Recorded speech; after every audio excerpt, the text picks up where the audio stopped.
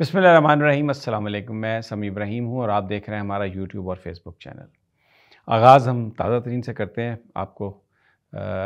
تھانہ پارہ میں شیر افضل مروت کے خلاف پرچہ درج کر لیا گیا ہے۔ عفنان اللہ جو مسلم لیگ نون کے سینیٹر ہیں، ان کی درخواست پر پوری قوم نے دیکھا پچھلے 2-3 دنوں سے یہی معاملہ چل رہا ہے۔ جو لڑائی جاوید چودھری صاحب کے شو میں ہوئی، اس میں یہ کہا گیا کہ جی مارا ہے عفنان نے، اور بہت زیادہ دعوے منصور علی خان نے کیے، جاوید چودھری نے کیے، بادامی صاحب نے بھی کیے، اور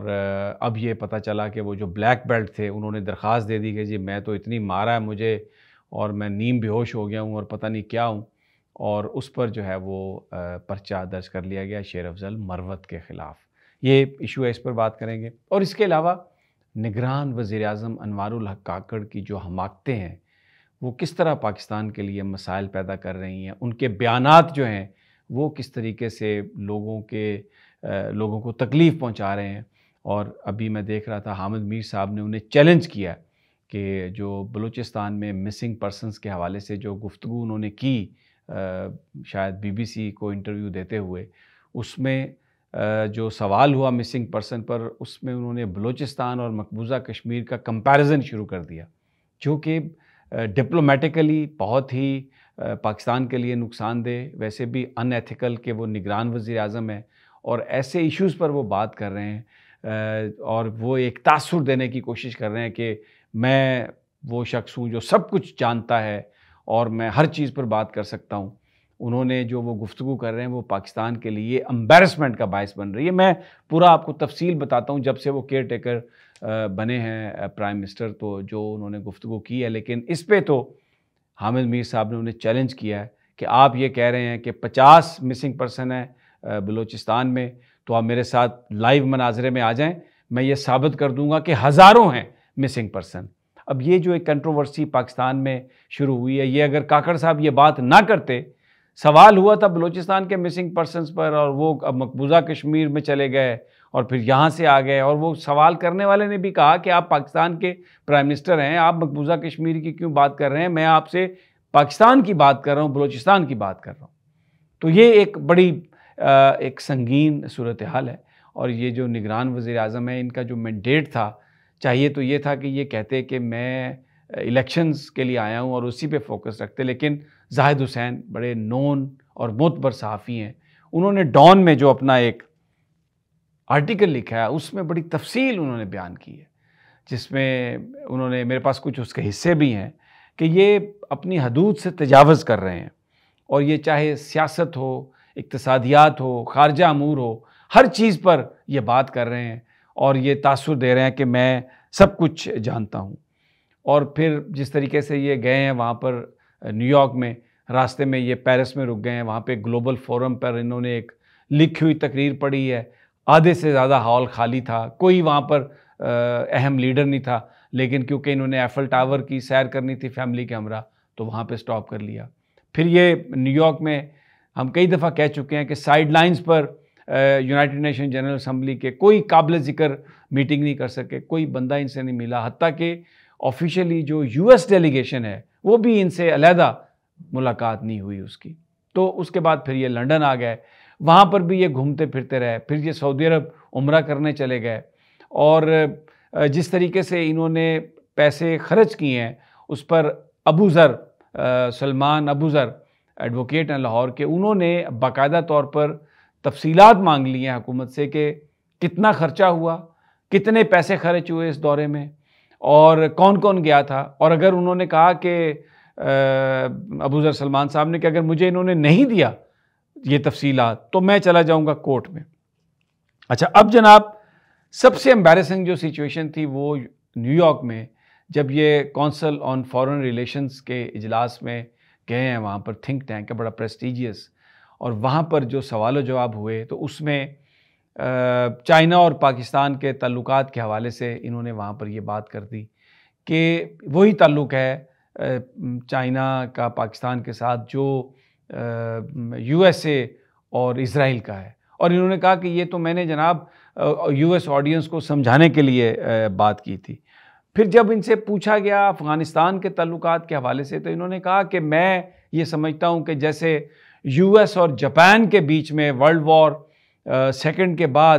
جہاں پرل ہاربر پر بھی ہوئی تھی، حملہ ہوا تھا، لیکن پھر تعلقات جو ہیں وہ کتنے اچھے ہو گئے، تو میں ایک سلور لائننگ دیکھتا ہوں۔ اب یہ افغانستان اور پاکستان کے تعلقات، کہاں ورلڈ وار سیکنڈ جاپان اور US سے اس کا کمپیریزن، پھر ایک اور کمپیریزن دیا کہ جی وہ دیکھیں جرمنی نے ایسٹرن یورپ پر قبضہ کر لیا تھا، پھر ویسٹرن یورپ پر بھی وہ آ گیا، پھر اس کے بعد آپ دیکھیں یورپ ایک بلاک بن گیا۔ تو یہ میں بڑی سلور لائننگ ہے، میں بڑا پر امید ہوں کہ پاکستان اور افغانستان کے جو تعلقات ہیں وہ اس طریقے سے بہت بہتر ہو جائیں گے۔ اب یہ مجھے بتائیے، اٹ از شاکنگ، یہ لکھا زاہد حسین نے، یہ سب کچھ انہوں نے اپنے مضمون میں لکھا ہے جو میں یہ سب کچھ کوٹ کر رہا ہوں۔ پھر اس کے بعد یہ سٹیٹمنٹ دے دیا کہ شفاف الیکشن جو ہیں وہ عمران خان کے بغیر بھی ہو سکتے ہیں۔ اب آپ اس پر ایک ہنگامہ مچ گیا، ویسٹرن میڈیا میں بھی ہنگامہ مچ گیا، تو پھر ان کے وزیر اطلاعات و نشریات ڈیمیج کنٹرول کرنے کے لیے آئے کہ جی وہ ذرا یہ کنٹیکس سے ہٹ کے لوگوں نے اس کو دیکھا، سیاق و سباق سے ہٹ کے یہ مس رپورٹ ہوا، ان کا تو مقصد ہی نہیں تھا یہ کہنے کا۔ جبکہ اب صورتحال یہ ہے، یہ زاہد حسین صاحب لکھتے ہیں کہ اس وقت PTI پر سخت کریک ڈاؤن ہے اور یہ نگران حکومت اس کریک ڈاؤن کو لے کے چل رہی ہے۔ ہزاروں کی تعداد میں PTI کارکن جیلوں میں ہے، ان کا کام صرف فیئر الیکشن کروانا تھا، لیکن یہ ایسا لگ رہا ہے کہ جو PDM کی حکومت تھی، نون لیگ کی حکومت، یہ اس کی کنٹینویشن ہے یہ، اور اسی کو لے کے آگے چل رہے ہیں اور انہی کی پالیسیز پر عمل کر رہے ہیں۔ تو اب ان کا مطلب ان کو اتنا مینڈیٹ تو ضرور پچھلی اسمبلی نے دے دیا تھا اس کیئر ٹیکر گورنمنٹ کو کہ جو آن گوئنگ پروجیکٹس ہیں اس کے حوالے سے تو یہ نیگوشیٹ کر سکتے تھے یا چیزیں کچھ اگر بدلنی ہیں، بٹ نو نیو ڈیلز، کوئی نئی ڈیل یہ نہیں کر سکتے تھے، نہ کر سکتے ہیں، نہ ان کا مینڈیٹ ہے۔ لیکن جو کیئر ٹیکر پرائم منسٹر ہیں وہ جس انداز میں چیزوں کو لے کے چل رہے ہیں، جس انداز میں گفتگو کر رہے ہیں، جو ارسپانسبل ان کے جو کمنٹس ہیں، اس سے پاکستان کو کچھ حاصل نہیں ہوا، بلکہ پاکستان کو نقصان ہوا ہے، پاکستان کی ریپیوٹ کو نقصان ہوا ہے۔ تو یہ سلسلہ چل رہا ہے، اور آج یہ جو میں نے آپ کو بلوچستان والا جو سنایا قصہ، جس میں انہوں نے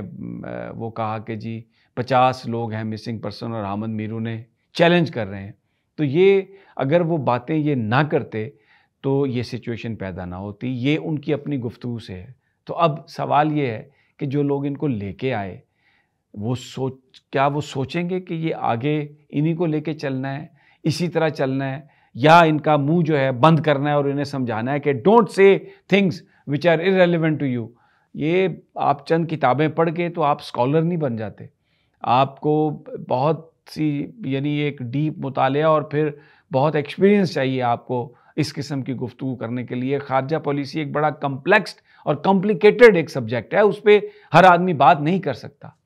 تو اب میں جو شیر افضل صاحب کے حوالے سے میں نے کہا کہ اب وہ پرچہ درج ہو گیا، اور میں کچھ PTI کے لوگوں سے بات کر رہا تھا تو وہ کہہ رہے تھے کہ دیکھیں کس طریقے سے، پتہ ہے کہ شیر افضل صاحب ایک ذرا جلد غصے میں آنے والے جذباتی نوجوان ہیں، عفنان اللہ کو ان کے ساتھ بٹھا کر جذبات کو ابھارا گیا، پھر یہ سارا ایپیسوڈ ہوا، کوئی جاوید چودھری صاحب نے اس کو روکنے کی کوشش نہیں کی، پھر اس کے بعد پرچہ درج کیا گیا، اب ان کی گرفتاری کی کوشش ہوگی۔ تو یہ ایک لیگل ٹیم کے اہم رکن ہیں عمران خان صاحب کی، تو ان کو اس طریقے سے منظر سے ہٹانے کی یہ اس طرح سازش، گھٹیا پن، اور یہ بڑے بڑے مطلب جرنلسٹ جو ہیں ان کو یہ کنڈم کرنا چاہیے۔ یہ زیب نہیں دیتا کہ آپ کسی کو بٹھا کے ککڑوں کی طرح آپ اس کی لڑائی کروائیں اور پھر اس قسم کی آپ گفتگو کریں۔ بہرحال اجازت دیجیے، اگلی ویڈیو تک انشاءاللہ جلد ملاقات ہوگی، اللہ نے کے بعد۔